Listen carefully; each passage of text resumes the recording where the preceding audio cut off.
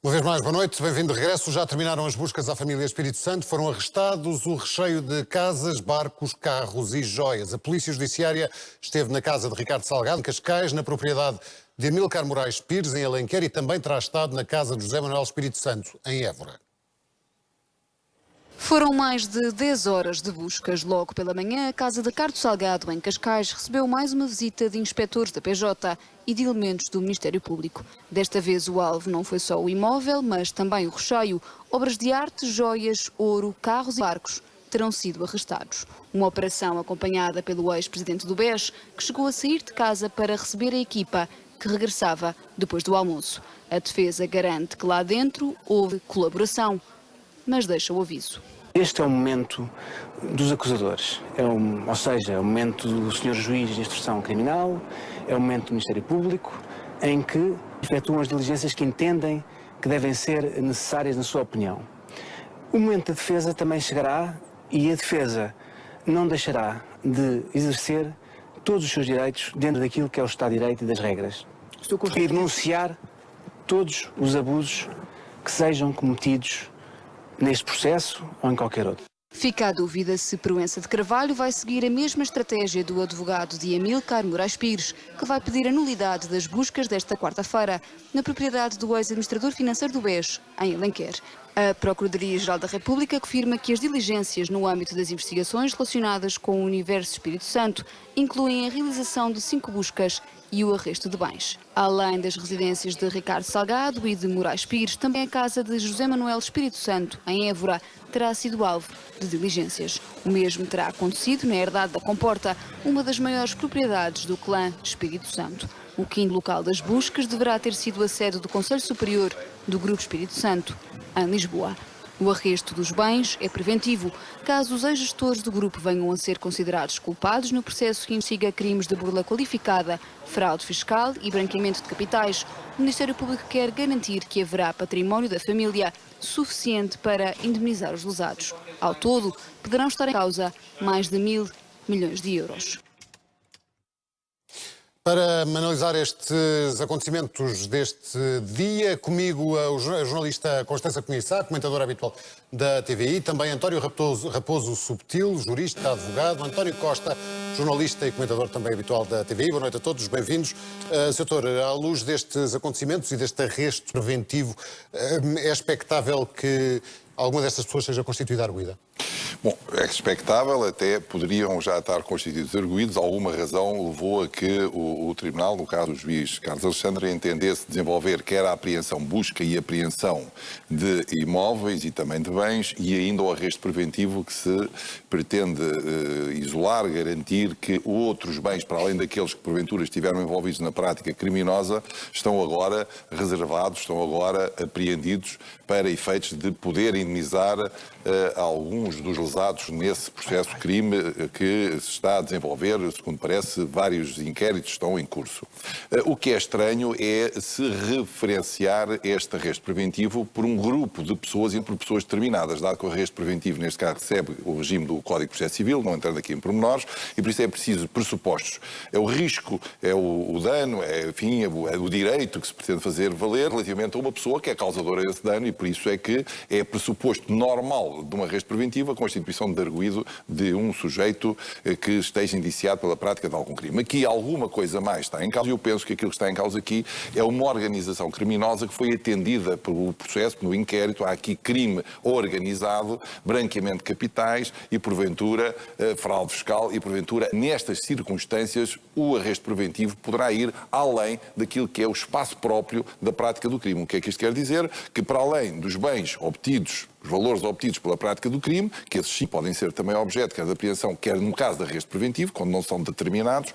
No caso da organização criminosa mais complexa, poderá tudo ser apreendido, tudo ser arrestado para que não haja dissipação de património. E penso que é isso que está em causa, pelo menos no comunicado. Uma espécie de inventário de bens? Não, uma espécie de inventário, diria, uma espécie de bloqueio, digamos assim, à atividade continuada, não criminosa, mas dissipação de património que entra em proteção dos cidadãos lesados. E que me parece muito bem, na minha opinião, acho que é um bom procedimento. Constança, o advogado Ricardo Espírito Santo falou esta tarde, ao fim da tarde, em abusos pouco compatíveis com a democracia. Bom, Fazendo o seu papel, obviamente. Também. eu acho que a declaração do... Desculpa, eu não percebi a pergunta. Peço desculpa. Ele falou, ao fim da tarde, o Quem? advogado Ricardo Espírito Santo, em abusos pouco compatíveis com a democracia. Não, o que eu ouvi o advogado Amílcar Pires dizer foi que ia impugnar esta ação porque considerava que para haver buscas e para haver buscas em casa do seu constituinte, que era necessário que ele tivesse sido constituído de arguido. Isto porque, e na minha opinião faz algum sentido, o doutor me explicará isso melhor do que eu, mas se há suspeitas de facto de atividade criminosa e se há uma busca nesse sentido, é natural que, se há suspeitas e se esta dissipação de bens, portanto, este inventário, pretende salvaguardar a indemnização de lesados em caso de condenação, eu acho que era isso que dizia o comunicado da PGR de maio, em caso de condenação. Portanto, se há uma suspeita de condenação, eu não consigo perceber muito bem porque é que as pessoas não são constituídas arguidas.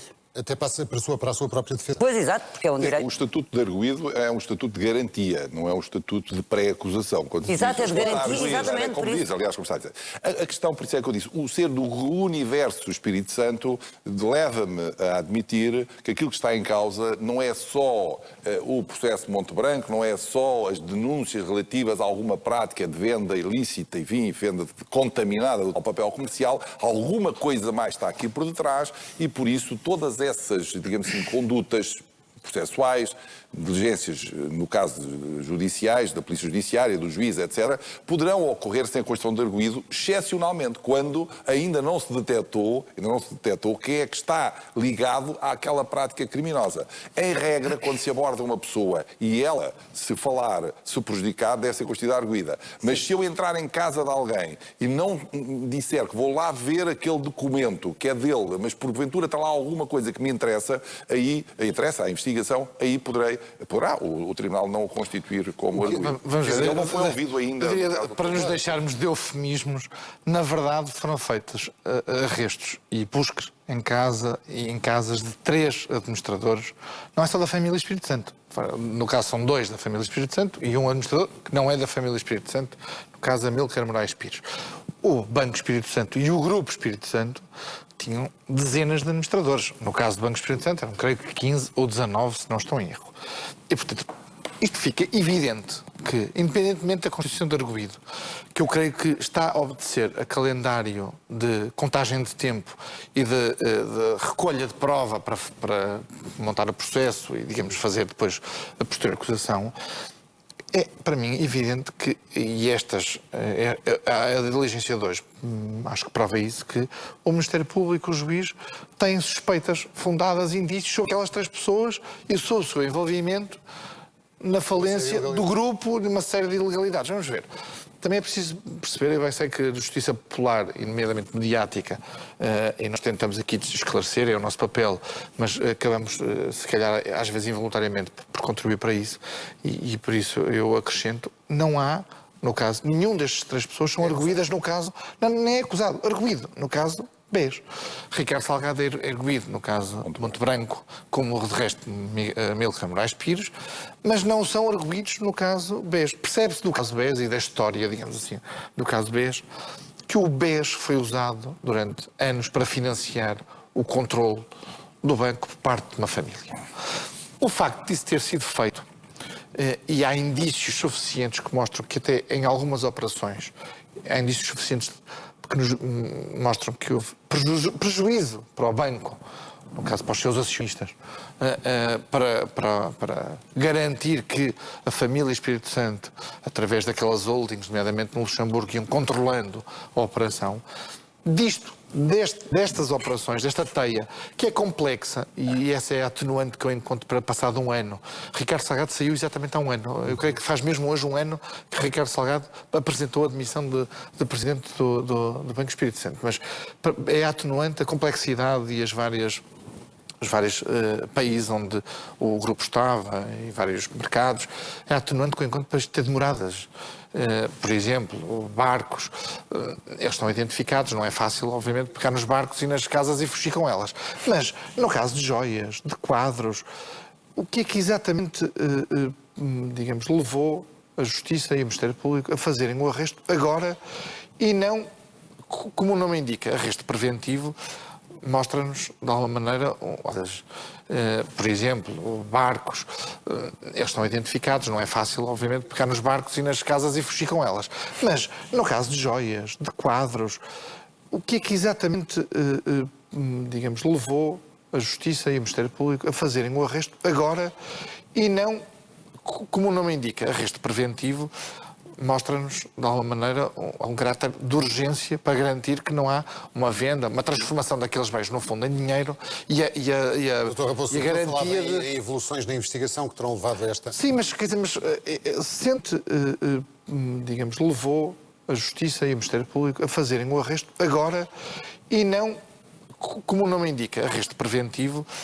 Mostra-nos, de alguma maneira, um caráter de urgência para garantir que não há uma venda, uma transformação daqueles bens, no fundo, em dinheiro e a garantia de evoluções na investigação que terão levado a esta... Sim, mas, quer dizer, sendo esta decisão de diligência de arresto tendo um pressuposto de urgência, passado um ano, creio que o princípio da urgência fica aqui um bocadinho em causa, não é? Porque, entretanto, se Ricardo Salgado ou Amílcar Moraes Pires tivessem, ou se tiveram a tentação de se transformar ativos em dinheiro e tirar o dinheiro do país, seguramente não esperavam um ano.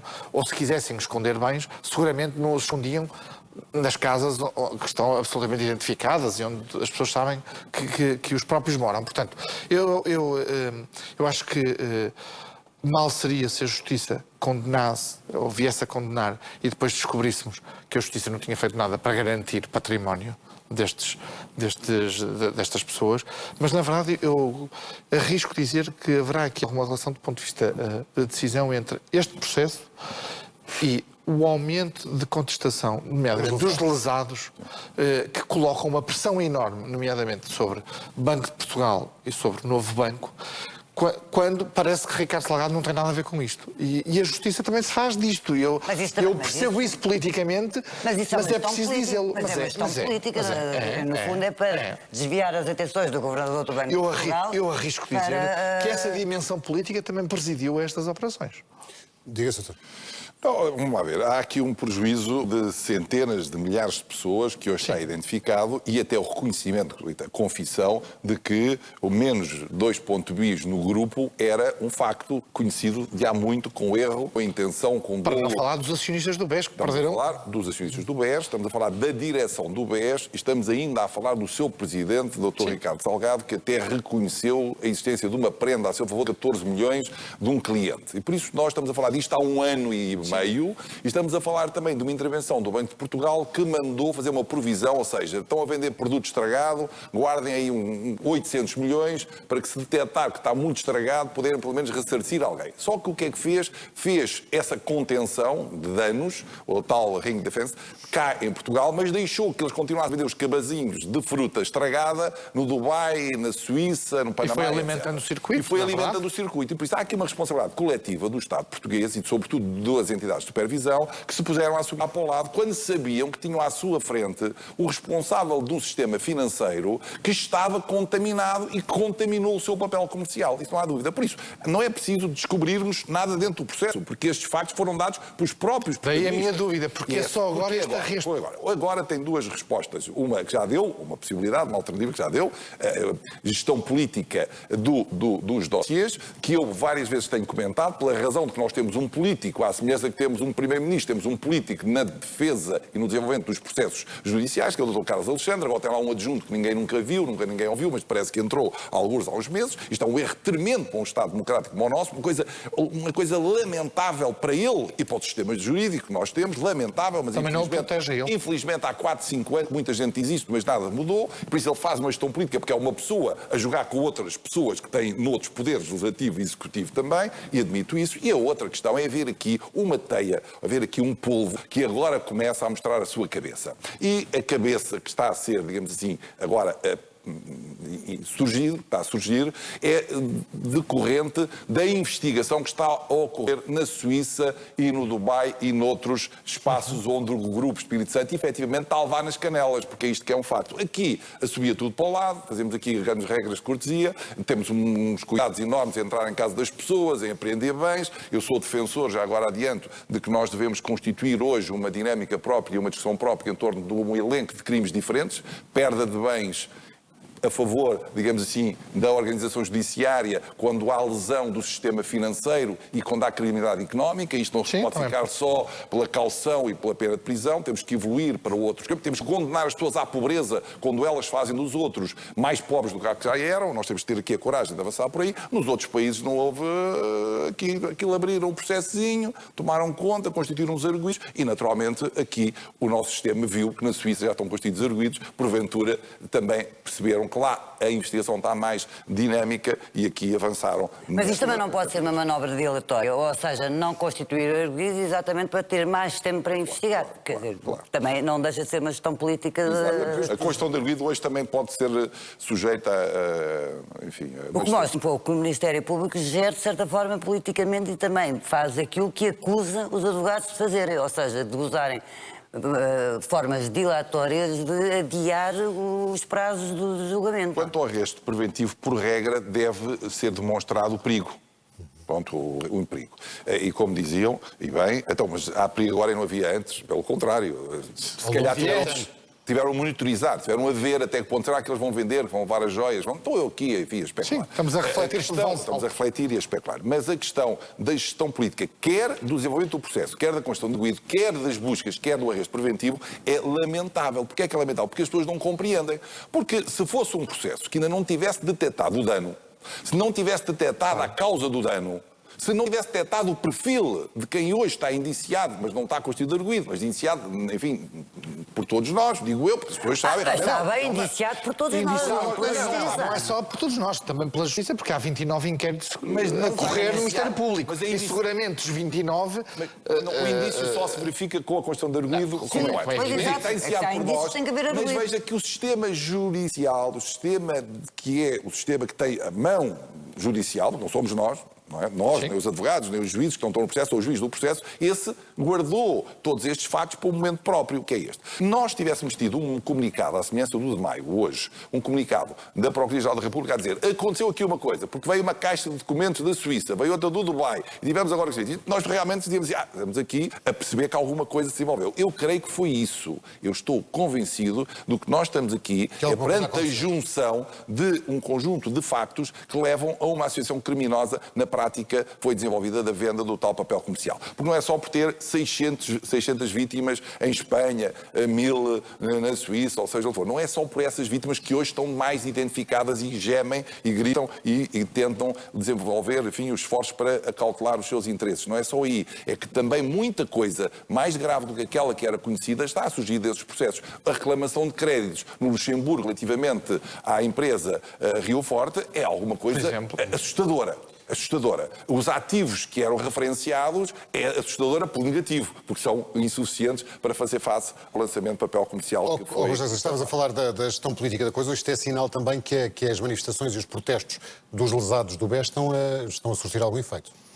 Sim, mas eu não sei, aliás, não sei se, enfim, se esta interpretação é uma interpretação que pode ser feita, não estou a dizer que seja, quer dizer, que seja de facto o que se passou, mas a verdade é esta, é evidente que as manifestações e os protestos dos lesados com papel comercial têm vindo a subir de tom, e têm posto em causa muito a supervisão, nomeadamente do Governador do Banco de Portugal e os responsáveis do novo banco. Aliás, nós assistimos a coisas extraordinárias, que é o Governador do Banco de Portugal, depois de ter dito dito que podia exatamente recompensar, quer dizer, garantir os prejuízos, depois veio dizer que afinal a carta tinha sido mal escrita e que não ia garantir coisa nenhuma, e empurrar as responsabilidades para a CMVM, por sua vez, diz outra coisa completamente diferente e diz que os lesados do papel comercial devem ser ressarcidos. Portanto, isto está aqui uma confusão enorme montada, o Governador está sob pressão o próprio Governo também, porque nós também percebemos nisto tudo que o Governador serviu como uma espécie de testa de ferro do Governo em todo este processo e, portanto, a verdade é que pode haver aqui uma tentativa de deslocar no fundo, o alvo para os responsáveis pela gestão do banco, neste caso Ricardo Salgado e a família Espírito Santo, ou o universo Espírito Santo, por assim dizer. Agora, o problema dos lesados é que quem tem capacidade de decisão nesta altura não é Ricardo Salgado, ele pode estar na origem do problema, mas o problema é que quem tem capacidade de decisão nesta altura é de facto o Governador do Banco de Portugal e os responsáveis do novo banco. Portanto, é natural que a pressão dos lesados se faça exatamente sobre quem pode alterar essa situação. E esse é o ponto. Os lesados têm sido inteligentes na forma como têm colocado o problema, porque é evidente que percebem... Vão continuar durante e colocam a pressão no momento. É preciso também recordar, no momento em que o novo banco está a ser vendido. E, portanto, há um processo de venda em curso, termina mais uma fase precisamente no final deste mês. Portanto, eu creio que em julho e agosto a operação estará concluída e este é um ruído enorme e não é só um ruído, é muito dinheiro em jogo, porque nós recordamos que o Estado, o Fundo de Resolução e os bancos colocaram no novo banco como capital 4,9 mil milhões de euros só no papel comercial. Só nesta dimensão de papel comercial são mais de 600 milhões de euros. E há mais operações de papel comercial também do próprio novo banco, não só do Grupo Espírito Santo, mas também do novo banco. E, portanto, há aqui uma estratégia, eu diria, bem montada dos lesados. E uma defesa muito bem construída da parte de Ricardo Salgado, que colocam o Banco de Portugal e o novo banco no centro das atenções. Eu não quero fazer injustiça e não faço. Apesar da defesa, de facto, muito bem estruturada de Ricardo Salgado, de confundir o papel de Ricardo Salgado com o papel de Carlos Costa. Eu manifestei-me, aliás, aqui contra a recondução de Carlos Costa, porque acho que um governador que promete ao país que um banco está sólido e depois ele cai, deixa de ter condições e a sua força da palavra perde-se. E, portanto, eu espero que não venha a dizer mais nenhuma vez sobre nenhum banco que está muito bem, porque o risco é enorme. Já disse sobre Montepio. Não arriscou dizer sobre Montepio, não arriscou, foi bastante mais cuidadoso, mas eu acho que esse é o problema. Mas, na verdade, com muitos erros, ou com alguns erros que ele cometeu neste processo, Ricardo Salgado é o principal responsável. Agora, o que é difícil é fazer a prova da responsabilidade dolosa e fraudulenta. Isto é, há muitas empresas que vão à falência e não é por fraude, é porque simplesmente há negócios mal feitos, há operações que correm mal e não há fraude, mesmo nas operações. Agora, houve daqueles, se também te recordas, aquele prejuízo histórico de 3,5 mil milhões de euros de prejuízo. Percebeu-se naquelas últimas semanas que houve operações que ultrapassaram todas as regras e todas as linhas e ultrapassaram pela esquerda e pela direita tudo o que era permitido. E isso seguramente está sob a investigação. O que me parece difícil, para terminar este ponto, é que os desenvolvimentos, eu percebo, como dizia o Dr. Raposo Subtil, o que eu acho difícil é que nos desenvolvimentos não haja com constituição de arguidos, mas ainda estejamos na questão do arresto preventivo de bens. Diga-se, doutor. O dano, os tais 3,5 bis, que 2 já faltavam há muitos anos da ESI, que era a holding do grupo, e que foi aqui retido algum valor para pagar precisamente o papel comercial que cá estava, é um papel comercial by Banco de Portugal, by CMVM, ou seja, não é um papel do Banco Comercial by Espírito Santo do Dr. Ricardo Salgado. Aquilo foi validado, só que depois começou a ser vendido no estrangeiro. E aí é que começa a aumentar gravemente e de uma forma escandalosa esta dimensão do risco e sobretudo do prejuízo do sistema financeiro português, quer na sua credibilidade internacional e naturalmente também nacional. E nesse sentido fazia toda a lógica que se atacasse desde logo no princípio, a Constituição de arguido e que se fizesse um arresto preventivo para dizer, pelo menos nós falhámos no diagnóstico, estamos a atacar na cura, ou pelo menos na tentativa de evitar o alastramento dessa doença. Mas o Estado português não reagiu bem. Eu sou os que defendo que há aqui uma responsabilidade coletiva das organizações que representam o Estado, no caso das duas mais significativas, Banco de Portugal Comercial e CMVM e que traz para o Estado a responsabilidade de indemnizar não só os lesados Isso é que nos vai custar. como os lesados, futuro. como A nós os todos lesados contribuintes. lá fora. Mas também da Porque os lesados justiça, lá não. fora Mas, compraram um papel comercial também da segundo uma justiça. marca de Espírito Santo. Mas também da não justiça. é. Também da de facto, justiça, sabe-se porque pouco também não, a dos justiça também não inquéritos da sabe. justiça. Aliás, eu ainda há pouco estava a lembrar, e é verdade, quer dizer, o banco, o BPN, aconteceu em 2008, e que eu saiba não há nenhum condenado, nesta altura, que tenha sido condenado por gestão ou por qualquer dano que tenha sido feito no BPN.